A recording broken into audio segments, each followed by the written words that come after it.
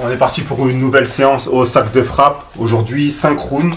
Je t'invite à enfiler tes gants et à te mettre près de ton sac. Donc, n'oublie pas, il faut que tu t'échauffes avant. Donc, tu peux faire l'échauffement que tu veux. Ou si tu as déjà fait ta séance de sport et que tu veux compléter avec un peu de travail cardio au sac, bien, c'est le moment idéal pour le faire. Je te dis à tout de suite. Pour ce premier round, on va travailler sur de l'endurance musculaire.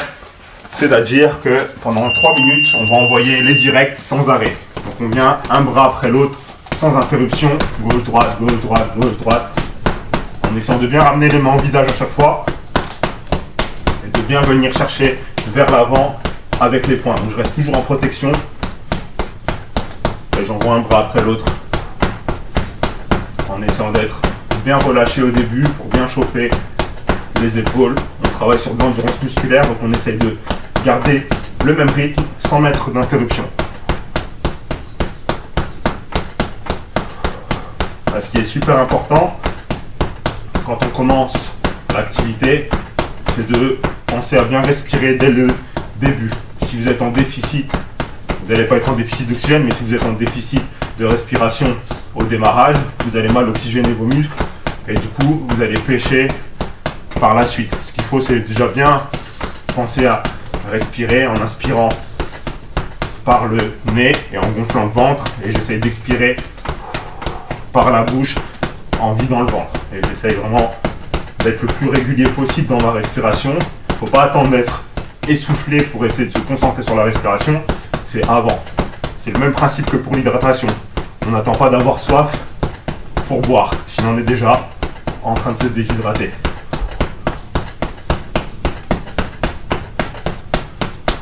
On continue toujours, on garde le même rythme, on va pas ni trop fort ni trop vite, c'est du travail de rythme. Je trouve un rythme, je garde le même rythme. Si vous allez sur un rythme plus accéléré, le but c'est de garder le rythme accéléré au début, toujours la même cadence. Donc à vous de travailler sur ce rythme et à trouver le vôtre.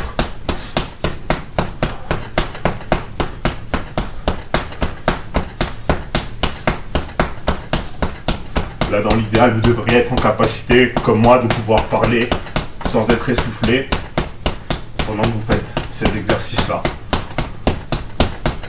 Si vous êtes dans la bonne fréquence. Il faut surtout faire attention à ne pas accélérer trop vite au début et après à galérer sur la fin du round. Là, c'est pas le but.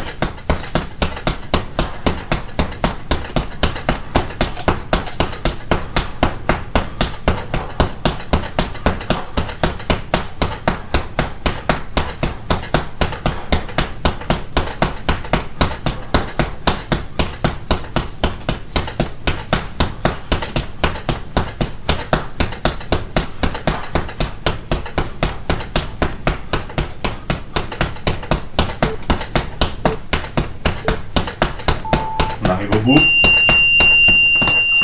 et on relâche. Là, ce qu'on va faire, je trouve la fin du bruit, ce qu'on va faire, c'est qu'on va travailler comme sur une stratégie de combat. Donc là, le premier round, c'était pour monter un peu en température, prendre ses marques, prendre ses habitudes, monter un petit peu son rythme cardiaque, commencer à marquer ses points. Deuxième round, on arrive à travailler sur un travail en 5 rounds. Pour ce deuxième round, ce qu'on va faire, c'est qu'on va faire du travail de sap et du travail de distance. C'est-à-dire du travail de sap, c'est venir travailler sur les appuis de mon adversaire, donc principalement des coups en low kick, pour l'empêcher de pouvoir par la suite, les rounds suivants, être à 100% de ses capacités au niveau des jambes, au niveau des appuis en point pour venir percuter. Donc ce qu'on va faire, c'est en travaillant à distance, on va faire des enchaînements où on va venir terminer en low kick, donc en frappe avec les jambes en zone basse, donc avec les jambes avant ou jambes arrière, et on va faire ça sur des enchaînements à chaque fois de 3-4 coups, donc avec pour finalité une attaque en jambes. Donc c'est 3 coups avec les poings, 1, 2, 3, et je termine le 4e en sortie low kick. C'est parti. Donc je reste bien à distance, on ne fait pas du travail mi-distance, là on travaille, pour ce round là on travaille à distance, on reste loin, on fait emmerder l'adversaire et on sort en low kick. Là, je reste en face de lui. 1, 2, 3. Et quatrième coup en low kick et je reste à distance. Là, je tiens mon adversaire à distance et je suis là. 1, 2, 3. Et je sors dans les jambes. Et je reste en face de lui, bien sur les appuis. Je recommence. 1, 2, 3. Quatrième. Voilà. 3 coups avec les poings pour faire monter, marquer les points, déstabiliser les appuis. Et le quatrième, je termine en bas. Et on fait ça sur ce round-là. Et je termine en bas. Sur ce round-là, voilà, on travaille sur les appuis. Je travaille sur les appuis de mon adversaire et je l'empêche d'avancer.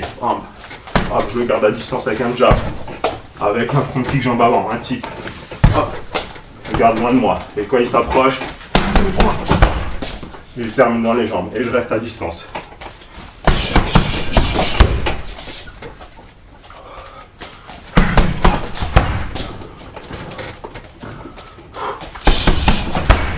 Toujours 3 et 1. Et on pense à garder les bras en haut.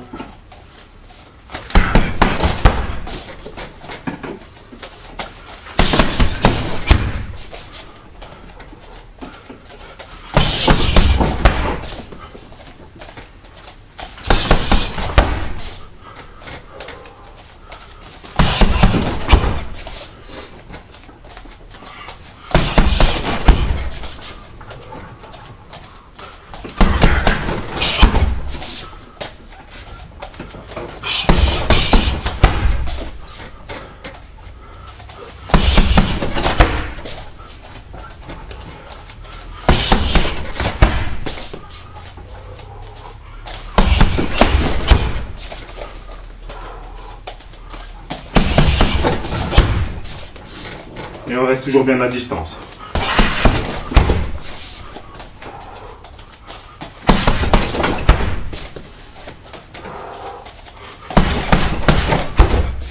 Et on essaie de varier les hauteurs avec les attaques, avec les points. On ne vient pas qu'en haut ou qu'en bas. Je varie en haut, en bas.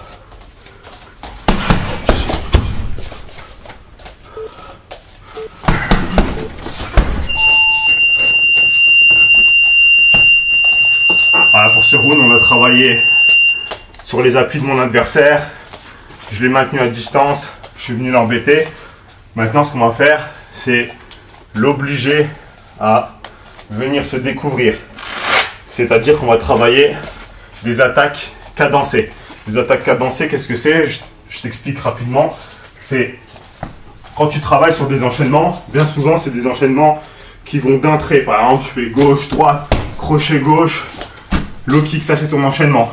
Ce qu'on va faire, c'est couper au milieu de l'enchaînement, laisser un petit temps de pause et repartir sur la fin de l'enchaînement. Je te montre un exemple. Donc on avait pris gauche, droite, crochet gauche, jambe. Donc là ce qu'on va faire, c'est gauche, droite, 1, 2, je m'arrête un peu et après je reviens, crochet, low kick. C'est pas deux enchaînements, en fait c'est un enchaînement entrecoupé. Et ça, à quoi ça sert? Ça sert à faire découvrir ton adversaire. Tu lui lances une attaque, un coup, 2 coups, 3 coups maximum. Tu lui lances une attaque, 1, 2, 3, tu t'arrêtes dans ton attaque. Dès que lui, il va penser que l'attaque est finie, qu'il va pouvoir venir, tu recommences ton attaque. Et il faut que le temps de repos soit ni trop court ni trop long. C'est une histoire de timing qui va être super importante pour pouvoir rentrer au moment où ton adversaire va se découvrir. Là, par exemple, je lui envoie gauche, droite, crochet, il va bloquer 1, 2, 3. Il va redescendre sa main du blocage du crochet en croyant que c'est terminé et en voulant attaquer. En fait, au moment où il veut attaquer, c'est là où je dois attaquer. J'espère que tu as bien compris ce que je veux t'expliquer. Donc, on va faire ça sur des attaques, 2 coups, 2 coups. Donc, j'envoie 2 coups, 1, 2, je m'arrête, je renvoie 2 coups. C'est parti. Je fais 1, 2, une attaque, 1, 2. Voilà. Et ça peut être avec les poings, avec les jambes. Donc là, 1, 2, je m'arrête et je reviens plus vite avec le deuxième enchaînement de 2 coups. 2 et 1, 2. Voilà, j'envoie ici, j'attaque, 1, 2. Je m'arrête un quart de seconde. C'est même pas une seconde, c'est trop long, une seconde. Un quart de seconde, bam, et je renvoie. Je prépare mon attaque en 2 temps. Je fais 1, 2, et je reviens.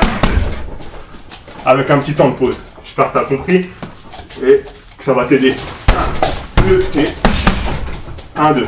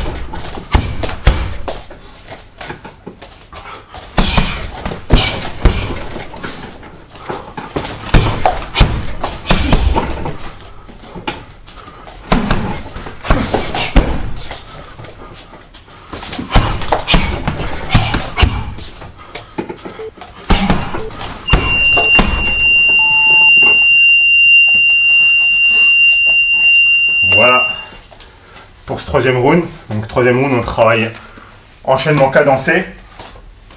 Donc j'espère que tu as compris le concept de l'enchaînement cadencé. L'enchaînement cadencé, c'est je lance ma première attaque, un coup, deux coups ou trois coups, 1, 2, 3, je m'arrête un quart de seconde. Dès que mon adversaire pense qu'il va pouvoir attaquer, je relance la deuxième partie de mon attaque. Et la deuxième partie de mon attaque, elle doit être plus percutante. Et elle a été amenée par ma première attaque, donc il faut que ça soit cohérent. Si par exemple j'envoie là, la gauche et que je suis ici, je ne vais pas revenir avec le high kick. Là c'est ici, la fin de mon enchaînement premier il est là, la fin de mon enchaînement deuxième il va être soit à l'opposé, soit revenir au corps. Je regarde où il y a une ouverture. Donc là pour ce quatrième round, on va faire du travail à mi-distance, c'est-à-dire qu'on va rester en pressing constant sur mon adversaire. Donc je suis là, beaucoup de travail à mi-distance, des genoux, des coudes, je ne laisse pas respirer, je reste en face de lui et je l'empêche de déployer sa boxe. Là je sors ma botte et je reste toujours en contact avec lui, je ne le laisse pas sortir. Voilà, je suis ici, je reste proche, je reste au contact. Je dois toujours être en contact. C'est pas j'envoie, je suis loin, je respire tranquille. Parce que quand je respire, mon adversaire il respire aussi. Si je suis ici, là je ne laisse pas respirer. Je viens l'embêter. Même si je tape pas, je suis là, je l'embête. Je viens le gêner, je l'empêche de construire.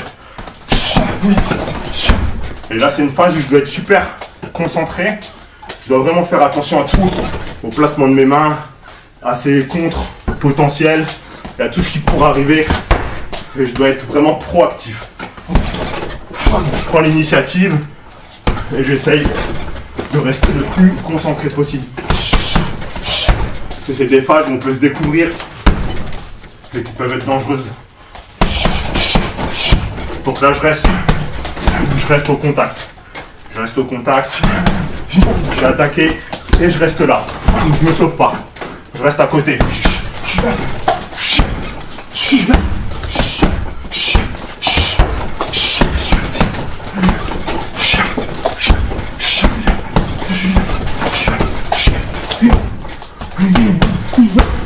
Et je reste proche de mon adversaire.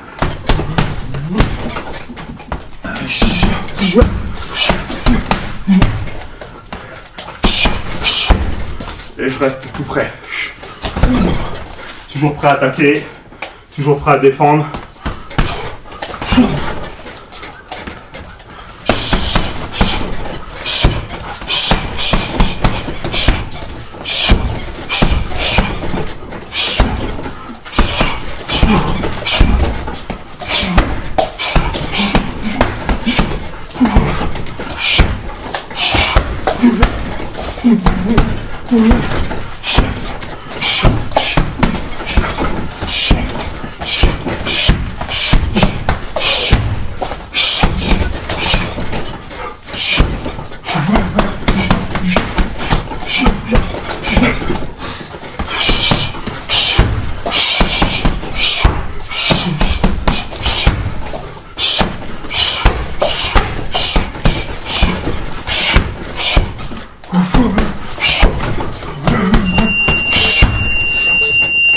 Et voilà, là sur ce round là, c'est vraiment mettre un pressing constant, mettre la pression et empêcher l'autre de travailler.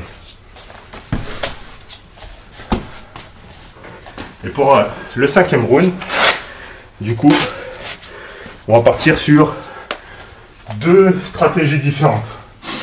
La première partie du round, enfin la première partie, les premières minutes 30, on va travailler à distance, marquer ses points. Donc là, c'est pas le pressing constant. Cette fois-ci, c'est j'attaque. J'empêche l'autre de dérouler sa boxe, mais en restant à distance, en sécurité. Donc cette fois-ci, ça sera principalement avec les jambes, des attaques de jambes. Je garde à distance. Donc je suis là, j'attaque à distance. Hop, je continue à marquer mes points, à venir toucher, à avoir quelques coups percutants. Et ensuite, la deuxième partie, je vous dirai. Donc là, c'est parti. Première partie du round. Je reste là. J'empêche d'avancer. Je viens pas m'approcher. Je reste là. Et je viens toucher. Je repousse. Je reprends la distance. Et je reste bien à la distance. Je marque mes points tranquilles.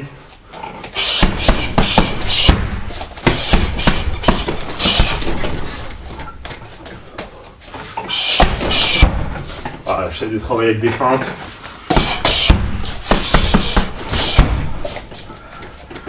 Et je rentre pas dans la bagarre bêtement pour l'instant. Juste contrôler. Je ménage pas mes efforts non plus là quand j'envoie.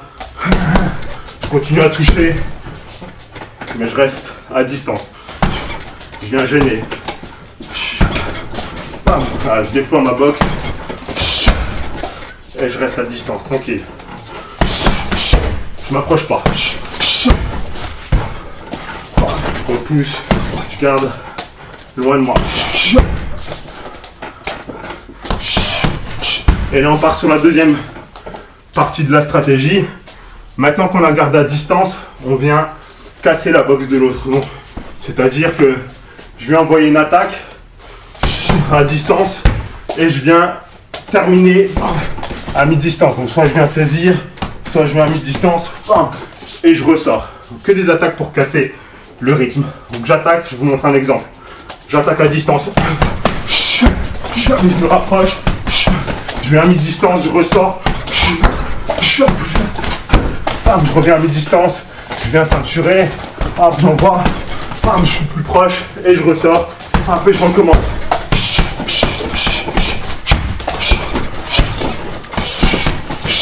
Voilà, j'alterne entre distance et mi-distance.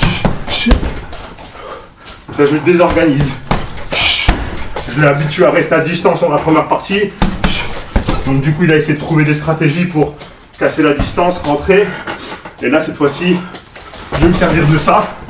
Du fait qu'il s'attende à ce que je le garde à distance et que je ne m'approche pas trop pour qu'il soit moins vigilant et qu'il soit même tenté de foncer sur moi. C'est-à-dire que si j'envoie mon attaque, par exemple, direct la jambe et que la première partie du round, à chaque fois je suis resté là, je pense que son coin d'en face me dit faut que tu fasses ta distance, rentre. Donc là, ce que je vais faire, c'est j'attaque, distance, il rentre, boum, genou. Je reste la distance ici.